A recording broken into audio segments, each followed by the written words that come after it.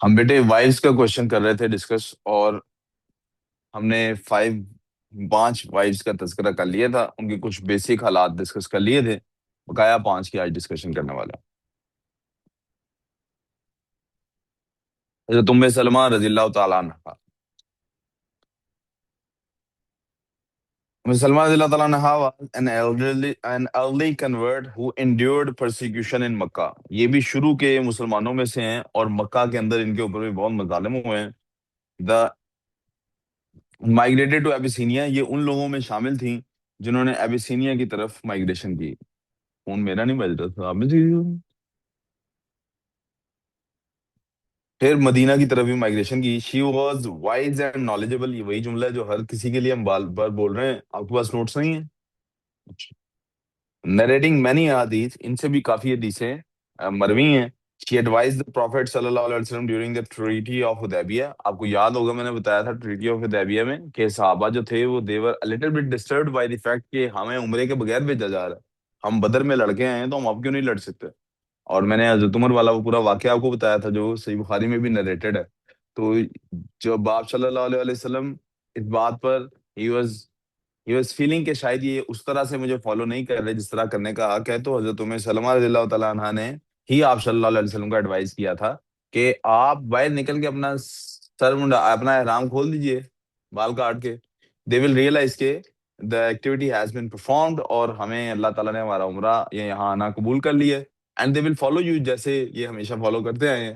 And that's what people did. Some times لوگوں کو decision لینے کے لیے ہیلپ اس لیے چاہیے ہوتی ہے کہ وہ ڈیسیژن لے چکے ہوتے ہیں، but there is some thing that is not giving them confidence.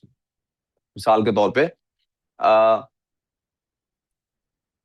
بعض اوقات کیا ہوتا ہے کہ مجھے فار انسٹنس مجھے کوئی چیز خریدنی ہے، اور میں عام روٹین پہ اس طرح کی چیزیں خریدنے کے لیے let's talk about the dresses. For example مجھے اپنے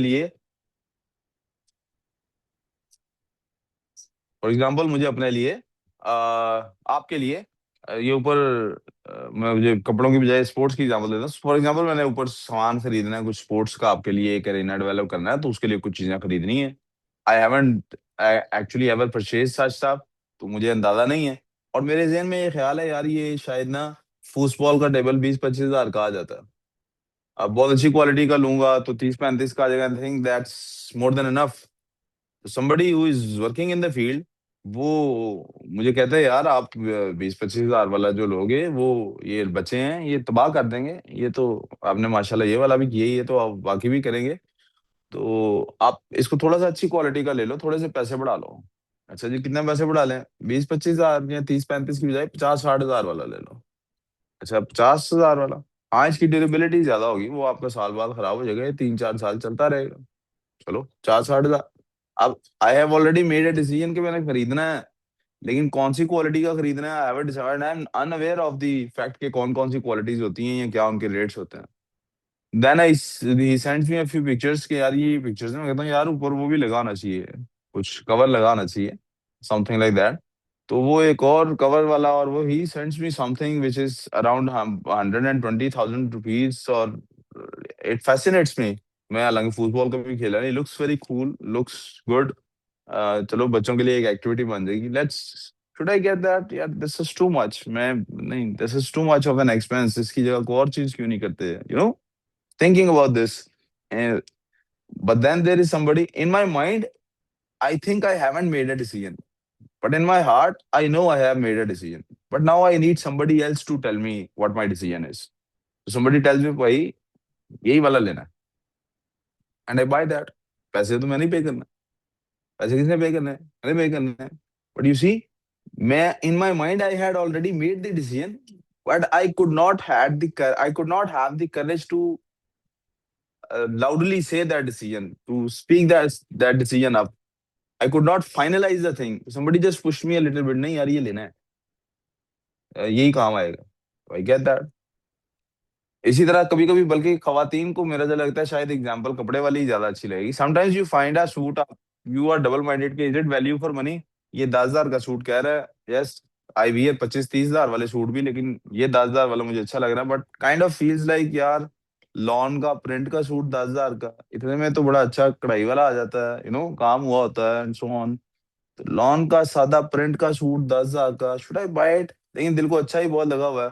अम्मी कहती है हाँ हाँ ले लो कोई बात नहीं, खैर I just get that suit. अब मेरी बात समझे? तो इस तरह की जब पुश होती है हल्की सी, एहराम तो खोलना ही था आप सल्लल्लाहु अलैहि वसल्लम ने भी, कि नहीं खोलना था? खोल देना था। तो सारी एक्टिविटी जो जानवर कुर्बान करने वाली अदर एक्टिविटी है वो सारी तो परफॉर्म कर देनी थी। ऐसा तो नहीं कि नहीं था करना, it had already been decided कि ये करना है। सो व्हाट हैपेंड वाज उम्मे सलमा रज़ियल्लाहु ताला सेड आप अभी जाके ये बाहर करें सबके सामने।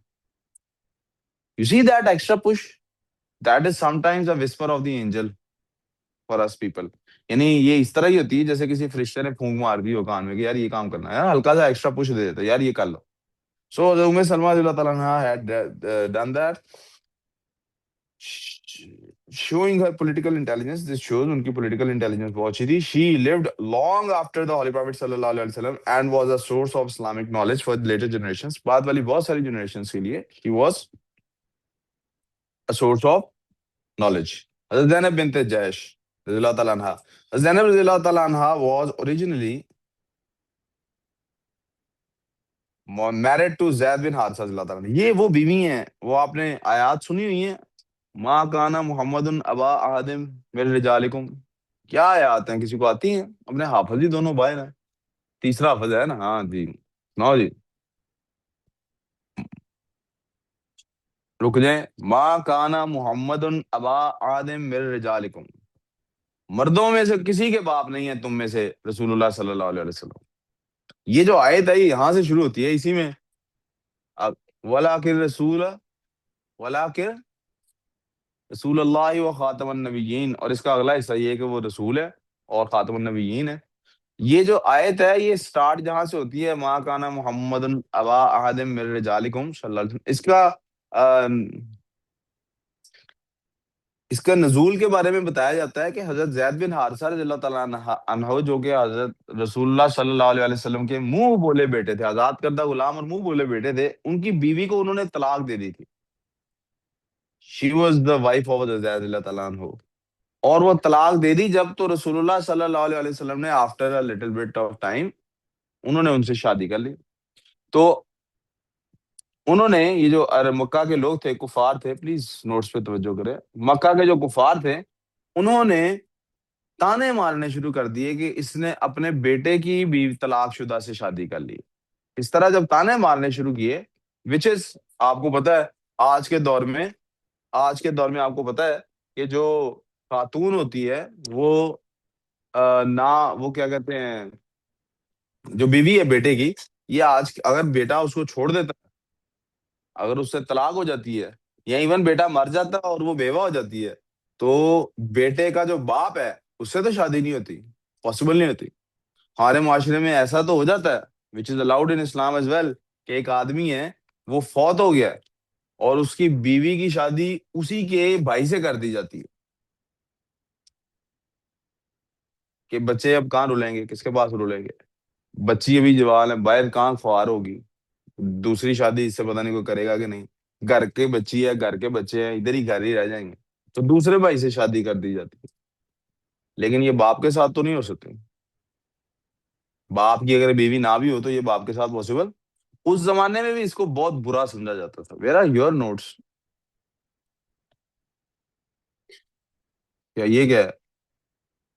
घर पे हैं तो पास होने चाहिए, शेयर करो कि बैठ के साथ।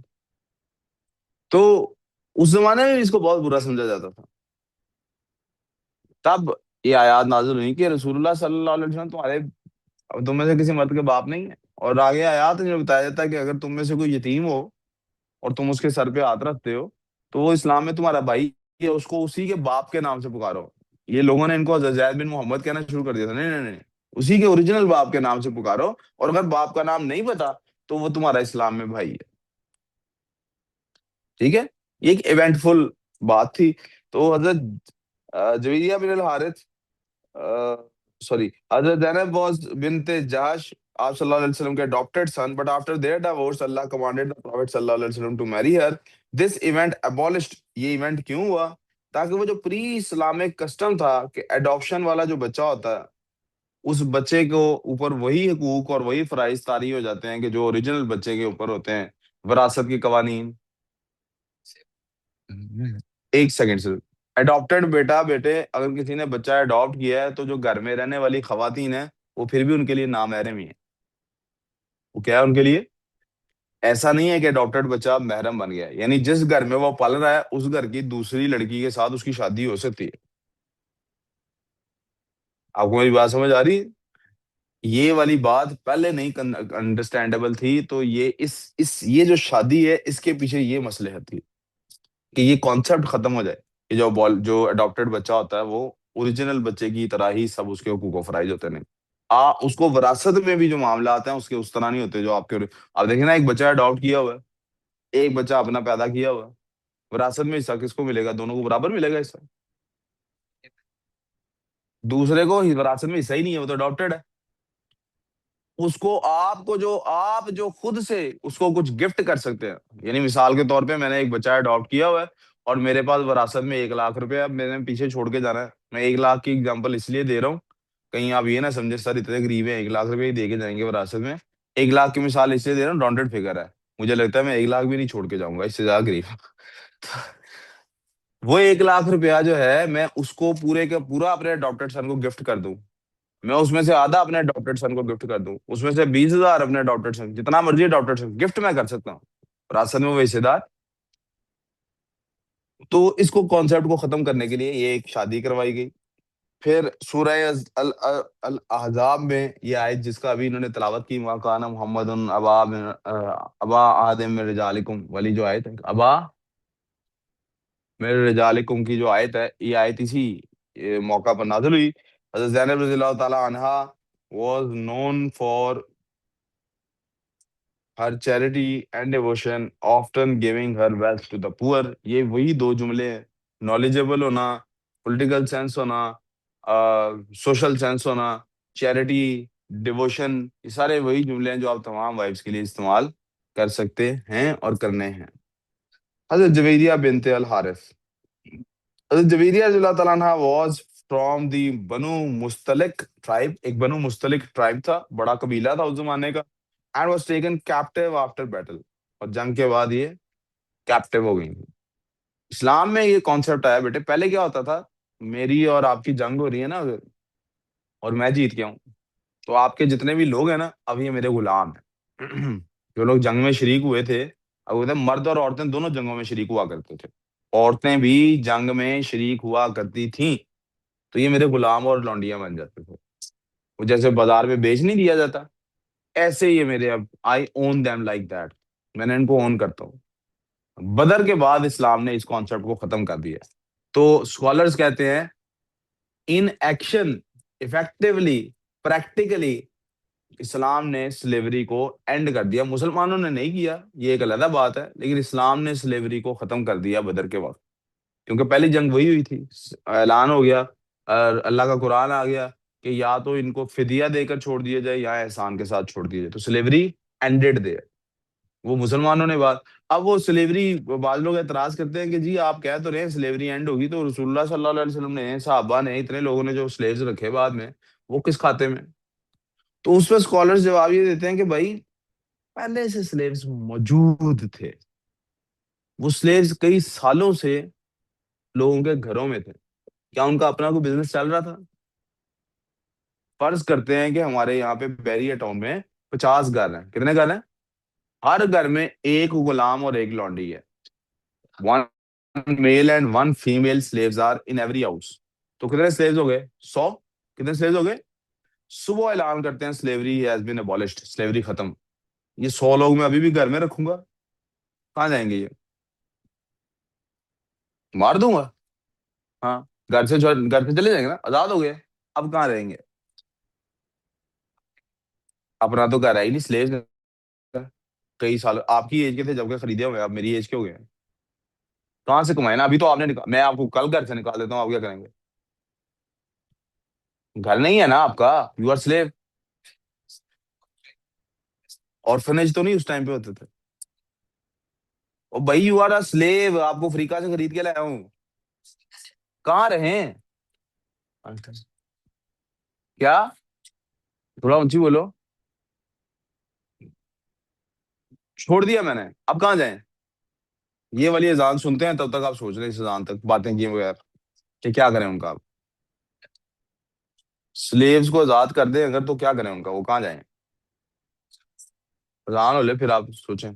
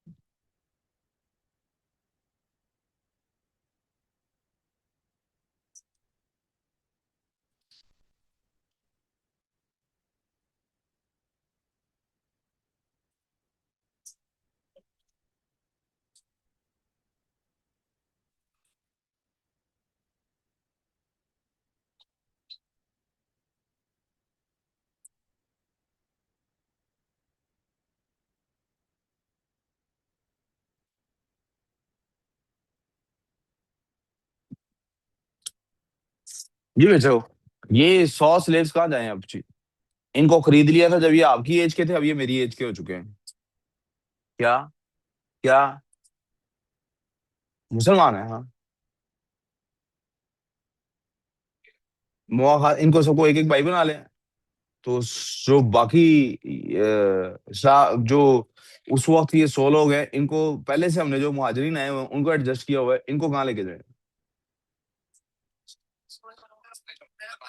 Let me preface that with कि मैंने 100 घरों की 50 घरों की एग्जांपल ली है कि बैरिएटा में 50 घर हैं, तो यू कुड इमेजिन के टोटल अवेलेबल घर ही कितने हमारे पास इस एरिया में?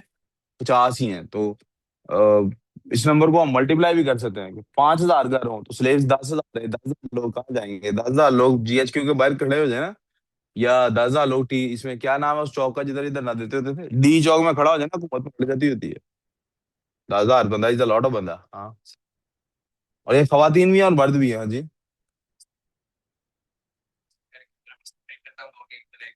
तो अब उधर मेरा स्लेव नहीं है वो, अब मैं उधर क्यों रखूं उसको? हाँ हाँ, कितने पैसे चाहिए मैं आपको कह रहा हूँ, आप take it upon your self कि आपको आजाद कर दिया गया है। आप जब से आंख खोली आप किसी एक घर में गुलाम थे, आपको आजाद कर दिया गया। अब आपको क्या किया जाए कि आप कहीं ना कहीं लाइफ एडजस्ट कर सकें? और ये सारे घरों ने करना है, एक आधा मैं नहीं अकेला करूंगा। मैं हो सकता है मेरे पास पैसे हों देने के लिए, सबके पास शायद ना भी हो हाँ।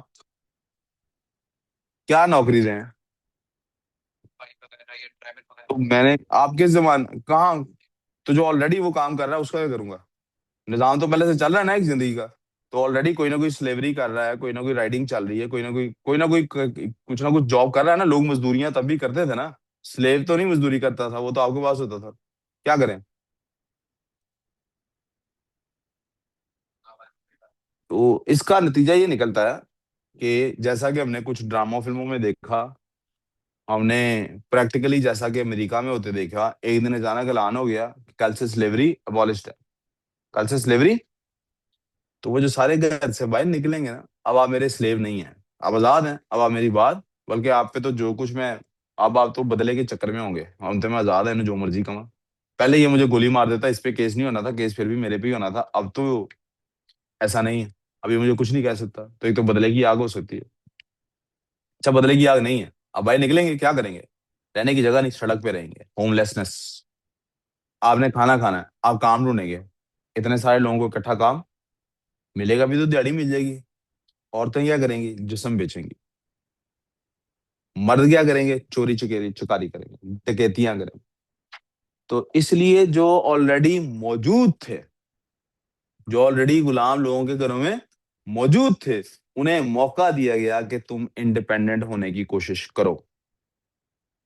When you are strong enough कि तुम अफोर्ड कर सकते हो रहना खुद से कहीं पे, तो तुम्हें मेरी छत की जरूरत नहीं है, जाओ कमाओ खाओ पियो ऐश करो। लेकिन जब तक तुम अफोर्ड नहीं कर सकते कहीं रहना, होमलेसनेस से बचाने के लिए, you stay with me. Social contract समझिए आप कि नहीं? समझ गए? اوکے. لیکن اب ایک نیا اصول بھی ہے. جو شخص بھی کسی کے پاس غلام یا لونڈی ہے اس کو وہی حقوق حاصل ہوں گے جو گھر کے فرد کو حاصل ہے. اب کیا قانون آ گیا ہے کہ جو موجودہ سلیوز ہیں ان کو کیا کرنا ہے؟ جو آپ کھاتے ہیں وہ ان کو کھلانا ہے، جو آپ پیتے ہیں وہ ان کو پلانا ہے، جو آپ پہنتے ہیں وہ ان کو پہنانا ہے. جیسا بستر آپ کے لیے سجتا ہے ویسے بستر ان کے لیے سجانا ہے. یہاں تو کوئی پرابلم.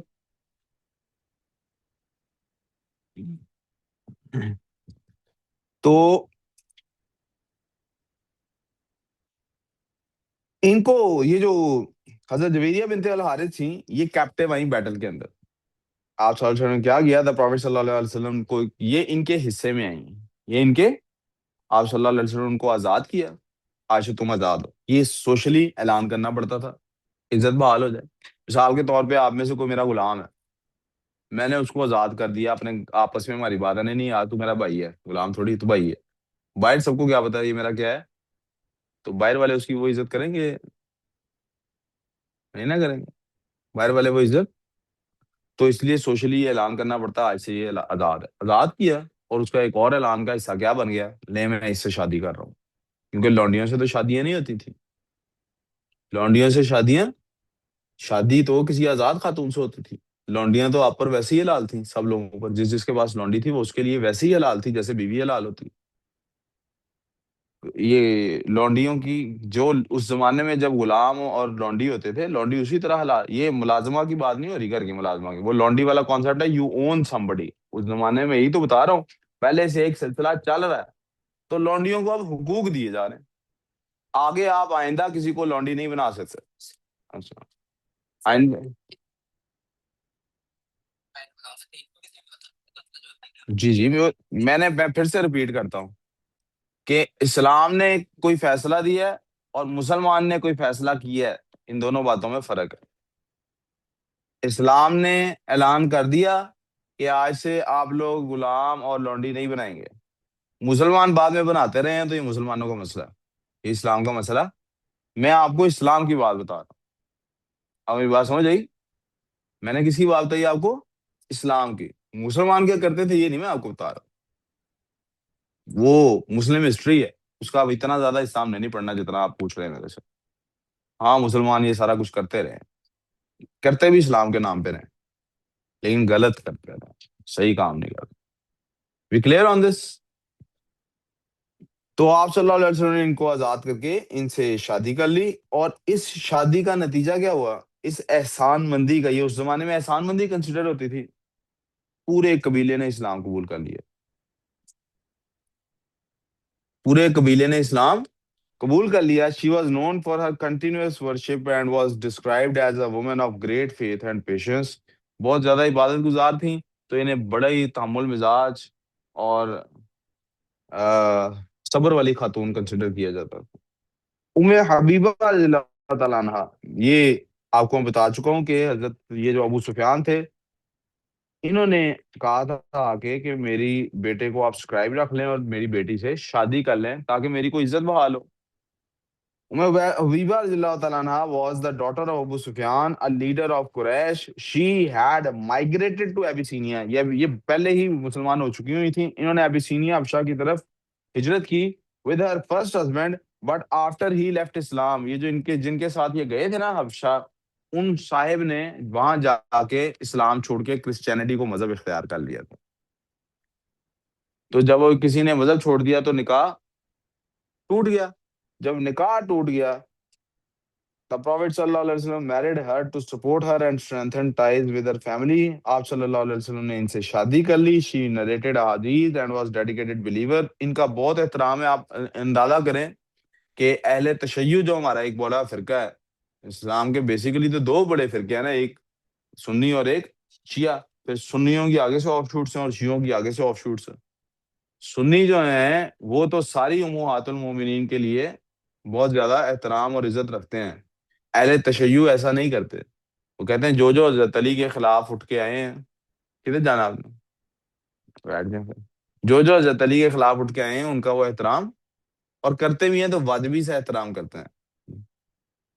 وہ بھی ام حبیبہ کون ہے؟ امیر واجبی مطلب فارمیلٹی والا. ام حبیبہ جو ہے وہ کون ہے؟ امیر معاویہ کی بہن ہے، ابو سفیان کی بیٹی ہیں، لیکن ان کا وہ بہت احترام کرتے ہیں،